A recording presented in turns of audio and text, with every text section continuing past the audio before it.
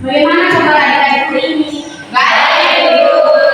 Apakah adik-adik sudah selamat pagi? Sudah. Baik, adik-adik sudah selamat pagi. Nanti adik-adik sudah fokus untuk mendengarkan materi dari Ibu ya. Ya, Ibu. Jadi sini adik-adik, sebelum mulai materi layanan pada kali ini, Ibu minta kepada salah satu dari adik-adik untuk memimpin kita dulu. Saya Ibu.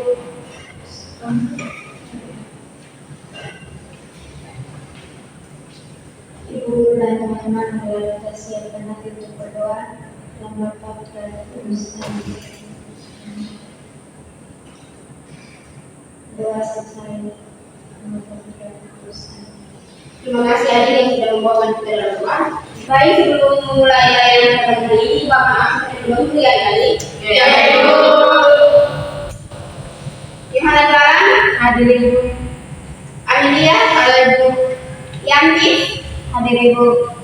Veronica, hadir Ibu. Siska, hadir Ibu. Skolastika, hadir Ibu. Lydia Jelaus, hadir Ibu. Maria Ignacia, hadir Ibu. Jadi pada hari ini adik-adik semua hadir ya. Ya, Ibu.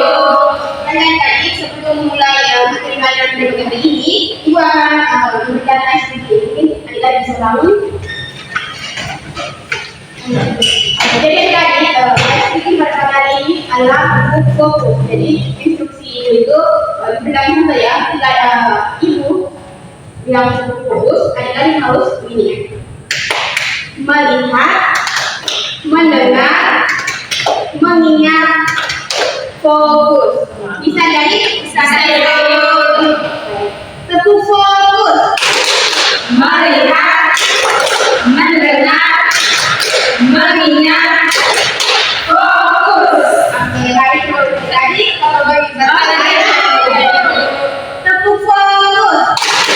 Melihat, mendengar, mengingat, fokus. Oke. Baik, adik-adik. Pada pagi hari ini, Ibu akan memberikan layanan mengenai observasi kalian. Jadi ini tidak dalam pemaparan dari pada ini. Jadi Ibu menggunakan laptop untuk memberikan layanan. Jadi tadi sebelum memberikan layanan pada kali ini, Ibu ingin adik-adik salah satu dari adik untuk membaca tema layanan pada kali ini. Saya Ibu.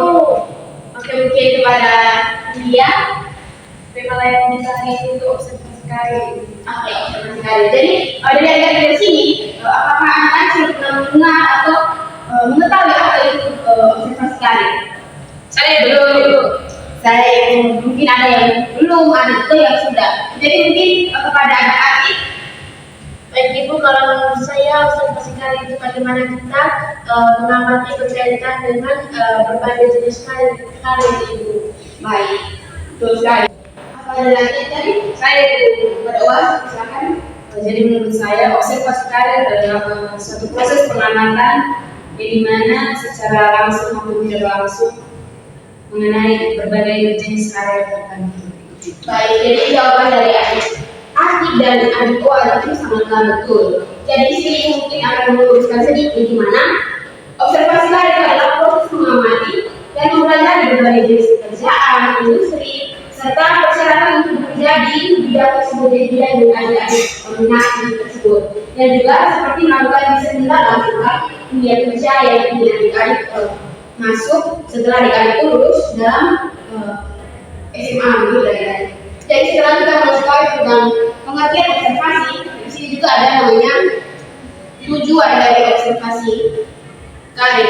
Jadi yang pertama itu adalah mengenali diri. Jadi ketika adik-adik sudah lulus SMA, adik-adik ingin melakukan kepada suatu pekerjaan atau karir yang adik-adik minat, itu adik-adik harus mengetahui minat, bakat, potensi diri adik-adik sejauh mana. Karena pada saat adik-adik sudah mulai memasuki dunia kerja, itu adik-adik itu banyak sekali tantangan dan hambatan. Jadi adik-adik harus mengintrospeksi diri dan juga harus mengetahui minat dan bakat adik-adik seperti apa sehingga adik-adik itu bisa merasa nyaman, bisa terbiasa dengan keadaan dalam lingkungan pekerjaan tersebut.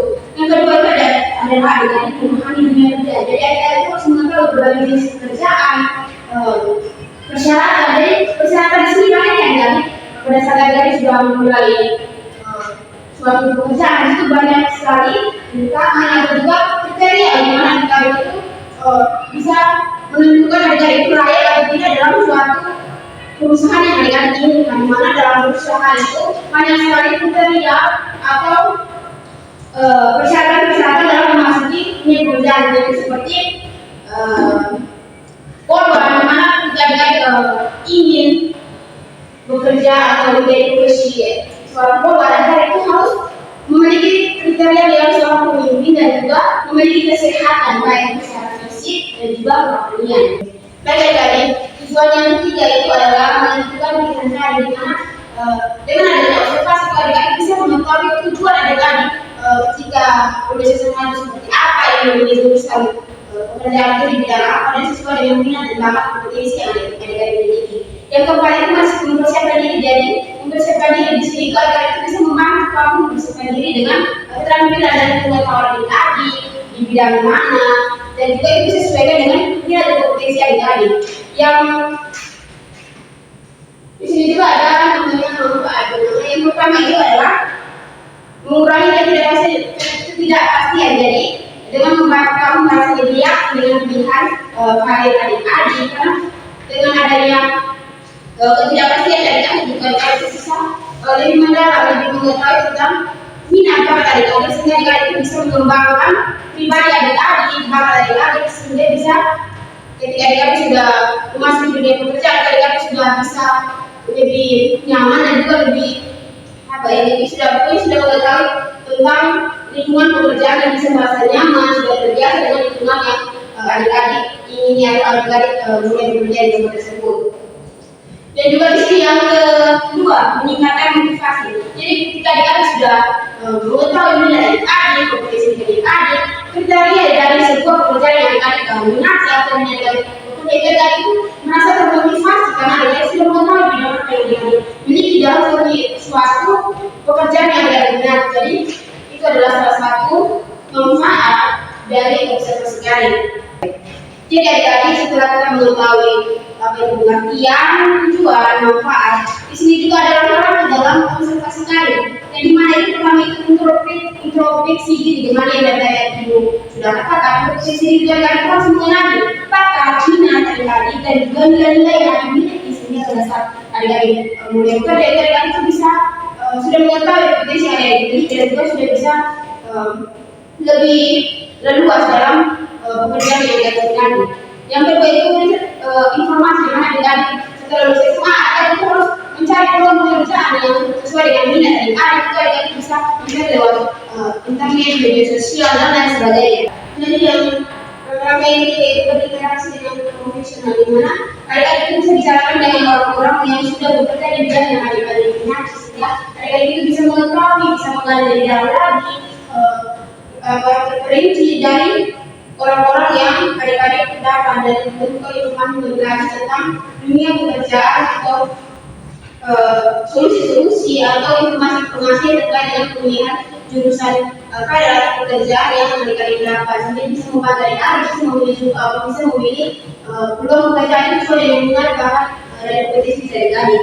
Yang keempat itu magang atau praktik kerja. Jadi sebelum adik-adik magang, karena dengan adik-adik langsung ke tempat itu adik-adik itu bisa melihat secara langsung sikap atau juga kebiasaan-kebiasaan interaksi atau juga tantangan masalah yang berada di lingkungan tempat bekerja itu secara nyata.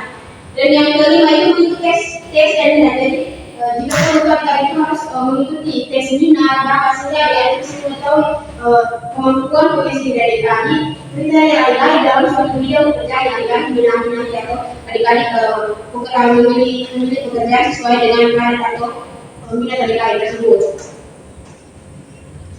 Dan di sini juga ada namanya hambatan dan tantangan.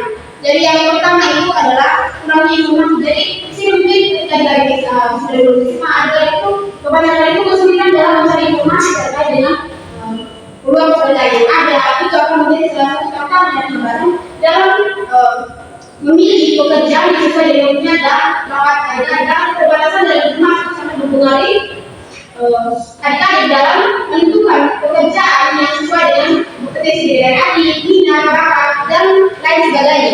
Yang kedua itu kalau banyak pilihan, maka kebanyakan dari adik kalau semua itu kebingungan dalam menentukan peluang pekerjaan yang ada. Nah, itu adalah salah satu tantangan dan hambatan dalam suatu observasi daerah menentukan peluang pekerjaan atau pekerjaan yang ada di sana. Yang ketiga itu tekanan dari lingkungan. Jadi tekanan dari lingkungan itu banyak dari lingkungan keluarga, masyarakat. Jadi kebanyakan sudah terjadi seperti di lingkungan masyarakat. Di lingkungan masyarakat itu kebanyakan polisi atau tentara, guru-guru. Jadi itu sangat mempengaruhi pengambilan keputusan adik-adik dalam menentukan peluang pekerjaan adik-adik. Dan juga mungkin dari kedua itu dari orang tua, di mana dari kedua orang tua dan keluarga itu lebih banyak itu memberikan masukan terkait dengan peluang pekerjaan yang mereka ingini. Dan juga yang keempat itu ketidakpastian masa depan, di mana adik-adik itu kalau merasa khawatir tentang masa depan adik-adik, yaitu tentang peluang pekerjaan, di mana itu sebenarnya seperti adik-adik kalau memikirkan bagaimana ya ketika saya di SMA, apakah ada pekerjaan yang sesuai dengan minat bapak saya berarti dari adik-adik. Itu adalah salah satu tantangan yang dapat adik-adik dalam menentukan suatu pekerjaan yang sesuai dengan minat, visi dan kaya dalam pekerjaan yang ada nanti. Dari tantangan, hambatan, di sini juga ada namanya solusi, karena setiap ada hambatan dan tantangan, di sini juga ada jalan keluar dari mengatasi masalah-masalah yang adik-adik dapati. Mungkin yang pertama itu memanfaatkan teknologi. Jadi adik-adik bisa memanfaatkan teknologi seperti internet, sosial media, itu bisa mencari suatu informasi tentang pilihan pekerjaan, kriteria yang mungkin cocok, mungkin pas dengan bakat minat adik-adik dalam kriteria tersebut. Yang kedua itu konsultasi dengan guru BK. Jadi adik-adik bisa berkonsultasi dengan guru BK sehingga bisa memberikan wawasan, memberikan masukan terkait dengan minat bakat adik-adik, sehingga pada saat adik-adik mau memilih pilihan kerja adik-adik bisa sesuai dengan minat bakat adik-adik. Juga mungkin adik-adik juga bisa berkonsultasi dengan dengan orang-orang yang profesional di bidang yang adik-adik minati. Dan juga yang ketiga itu ikut acara fair, di mana ada dengan acara-acara yang berbentuk seperti membahas tentang pekerjaan, juga yang bisa secara nyata melihat aktivitas-aktivitas peluang-peluang pekerjaan atau pokoknya informasi-informasi tentang pekerjaan yang ada di minati. Yang keempat itu join dengan komunitas yang bergabung dengan komunitas yang sesuai dengan minat bakat adik, sehingga dengan adanya komunitas tersebut bisa membuka wawasan pemikiran adik dalam menentukan bidang minat pekerjaan yang sesuai dengan minat bakat adik-adik, sehingga pada saat adik sudah mengetahui minat adik di mana, kita bisa melihat dari persyaratan dalam memasuki dunia pekerjaan di mana. Dalam memasuki dunia pekerjaan banyak sekali adanya kita lihat di mana itu ibadah. Karena dalam pekerjaan itu mungkin adanya seperti perusahaan. Jadi mungkin itu bisa menangkap tanggung jawab, kemampuan kerjasama tim, kepemimpinan dan juga lain sebagainya yang terkait pada dunia pekerjaan. Yang kelima itu kata buku. Jadi ada saja manfaat tentang pekerjaan adik-adik semakin dari umur dan seperti apa. Karena kebanyakan dari adik sudah semakin banyak dengan ada banyak itu karena adik-adik itu lupa minat adik-adik seperti apa, sehingga pada saat menentukan pilihan pekerjaan adik-adik minati ingin masuk itu adik-adik bingung, makanya adik-adik kebanyakan itu nganggur.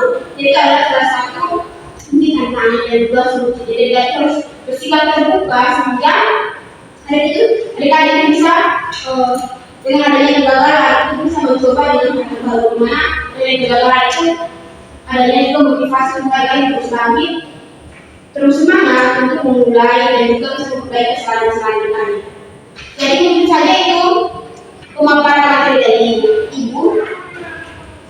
Jadi terkait dari materi tayangan yang diberikan, mungkin sudah sedikit gambaran dari adik sudah memahami beberapa pengertian atau informasi yang diberikan. Jadi sini ibu yang bertanya kepada adik-adik terkait materi lain yang sudah diberikan.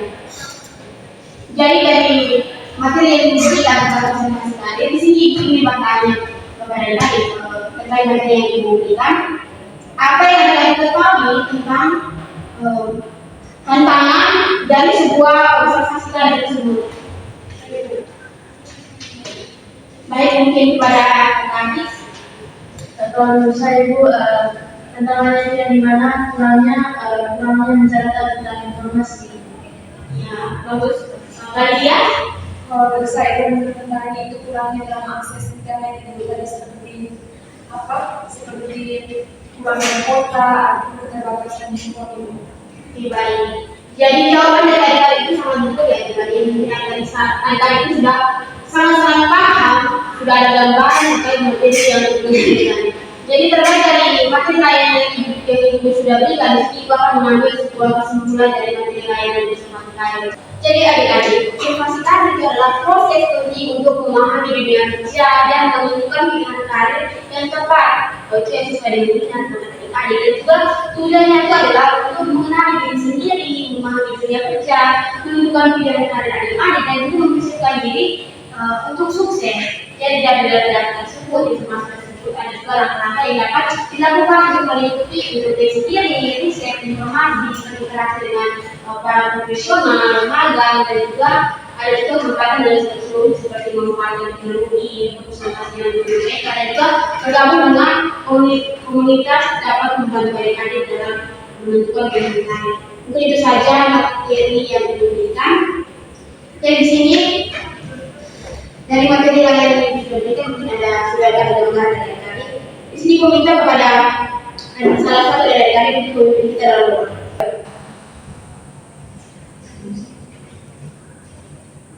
Ibu dan teman-teman dan kesiapan hati dan pendidikan dalam rangka apa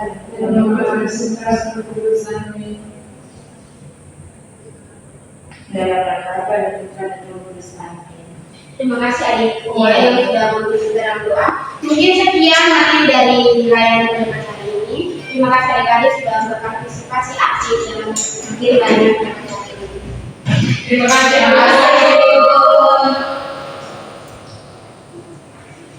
Selamat pagi.